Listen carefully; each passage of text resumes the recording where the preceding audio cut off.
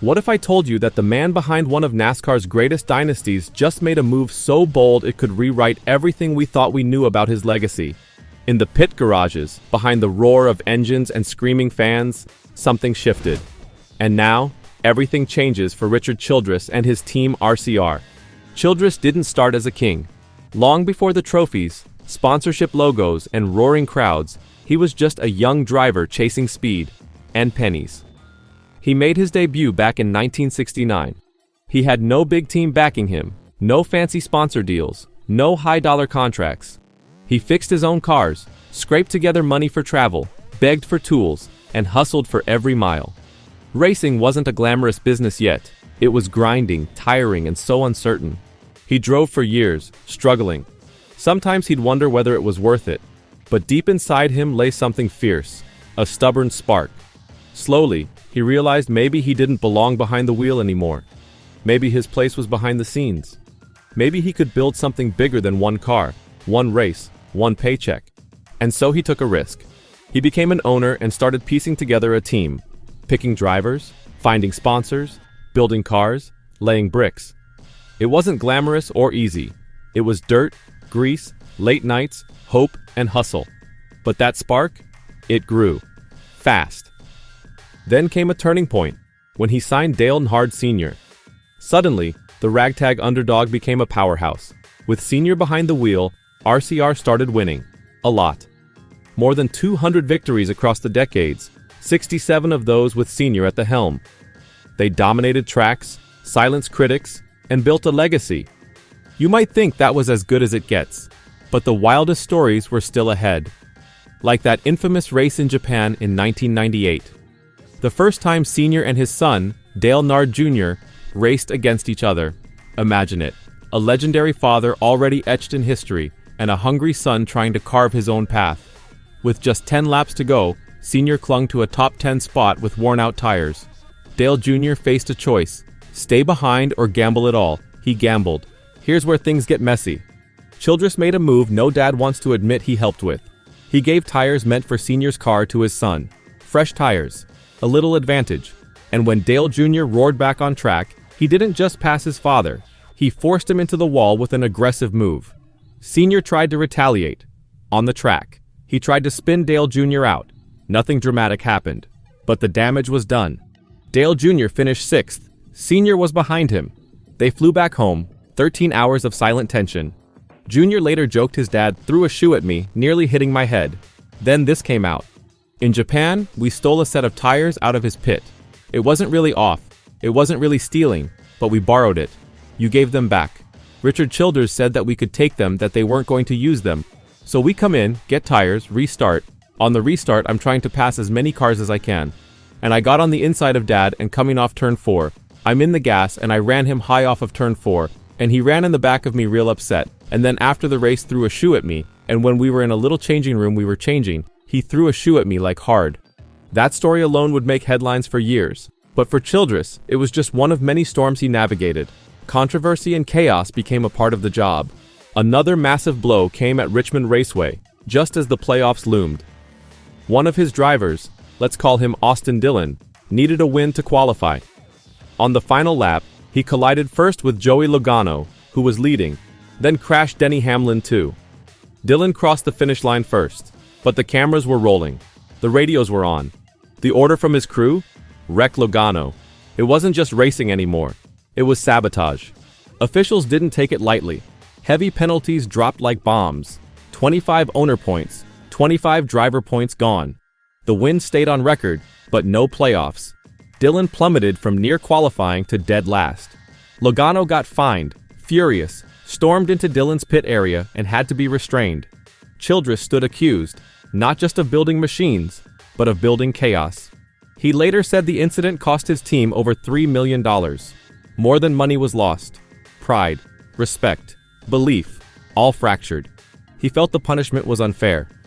This kind of stuff happened before, he said, but never like this.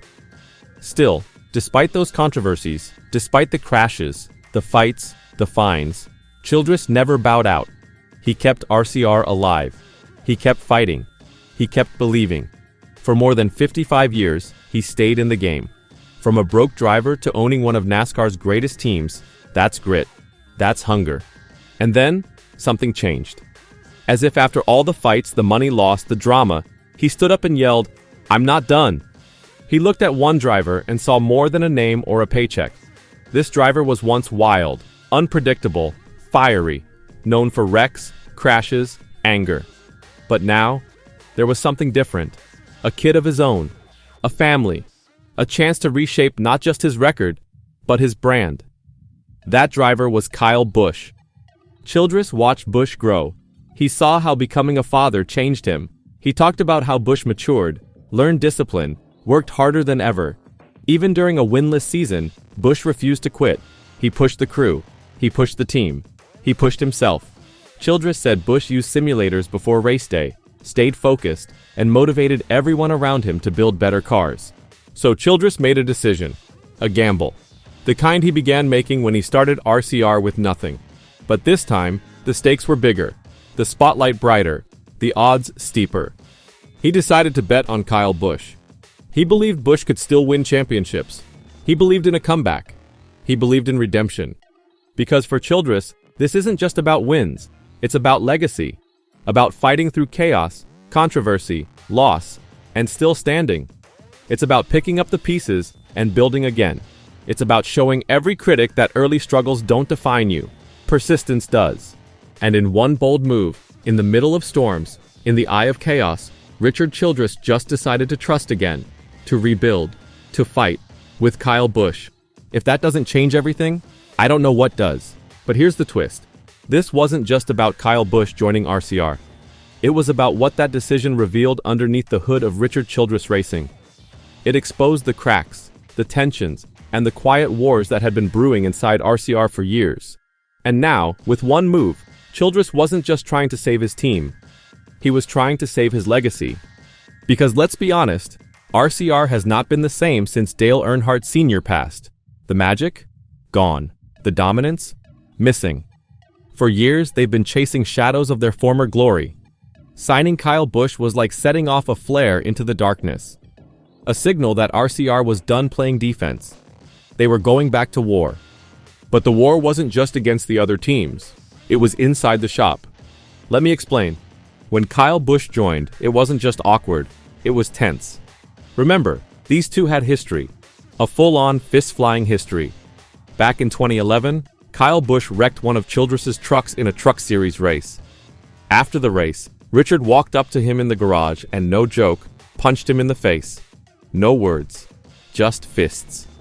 Childress later joked he had taken off his watch first so he wouldn't break it. That's how real the beef was. So when Kyle Busch signed with RCR, people inside the garage didn't know whether to laugh or run. Some thought it was desperate. Others thought it was genius. But one thing was clear. This was not a normal business move. This was personal. This was Childress swallowing years of anger to try and win now. And that's where the real story begins. Because when Busch walked into that RCR garage, he didn't just bring his helmet. He brought a mirror. A mirror that forced the whole team to look at itself. And what they saw wasn't pretty. Internal issues started bubbling. Pit crews were frustrated. Engineers clashed. There were whispers of favoritism. Rumors that Childress had given Busch all the best resources and left the rest of the team in the dust. The old RCR guys? Some didn't like it one bit. They felt replaced, ignored, forgotten. One insider said, "It's like Kyle showed up and suddenly the rest of us stopped mattering." And it wasn't just feelings. The performance data didn't lie.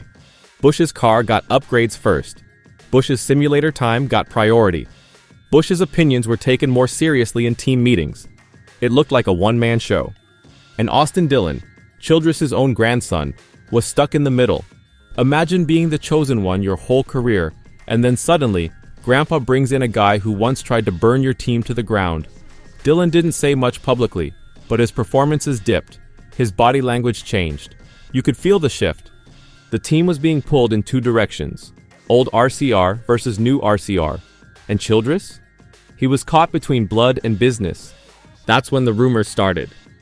Whispers that Childress was considering a full restructure, that he was thinking of shaking up leadership, that some longtime staff might be on the chopping block, that even family wouldn't be safe. And then, boom, Childress made a decision that changed everything. He called an emergency meeting, brought in the drivers, the engineers, the crew chiefs, the marketing team, everyone, and he laid it out. No more secrets, no more games. He admitted the team had lost its way, that they had let comfort get in the way of competition, that favoritism, internal drama, and politics had poisoned their chances of winning. And then he said this: "I built this team from nothing. I've made the hard calls before, and I'll make them again. I don't care who you are. If you can't help us win, you're gone." That was the moment everything changed. Childress wasn't bluffing. Within weeks, key personnel were shifted. Some were fired, some left on their own. Departments were merged. Systems were overhauled. Even Austin Dillon's team got reshuffled. It was the biggest internal shakeup RCR had seen in a decade. And for what? For a chance. A chance to be great again. A chance to matter. A chance to shut up every critic who said Childress was done, washed, too old, too soft. Kyle Busch was the catalyst, but Richard Childress was still the hammer. Now, heading into the next season, RCR isn't just a team with history. It's a team with something to prove and everything to lose. So here's the question. Was it the right move? Did Childress bet everything on a driver who may never bring a title home? Or did he just light the fire that RCR needed all along? Drop your thoughts in the comments. Was this a redemption story in the making, or a disaster waiting to explode? And don't forget, this is NASCAR. The next twist could come at 200 miles an hour.